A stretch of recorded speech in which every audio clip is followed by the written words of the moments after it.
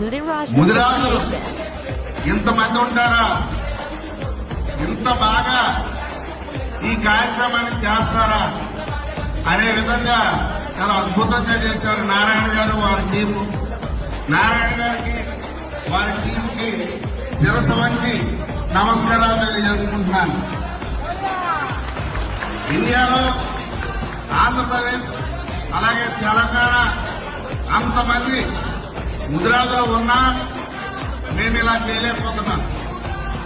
ఇది నారాయణ గారి కృషి, నారాయణ గారి టీం పట్టుదల.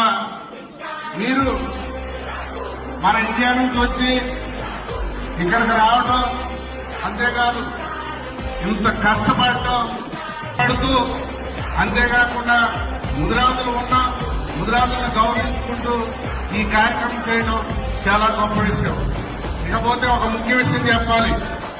మేము హైదరాబాద్ లో ఎయిర్పోర్ట్ కు వస్తే అక్కడ ఎంక్వైరీ ఆఫీస్ లో మీరు ఎందుకు వెళ్తున్నారని అడిగారు. మేము ఇలా ముదిరాజులో కార్తీక వన సమారాధన జరుగుతుంది, మమ్మల్ని ఆహ్వానించారు, మేము వెళ్తున్నామంటే మరో ఒక నిమిషం మా వైపు చూశారు.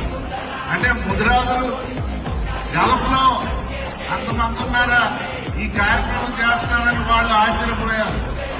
వాళ్ళు ఆశ్చర్యపోయిన దానికి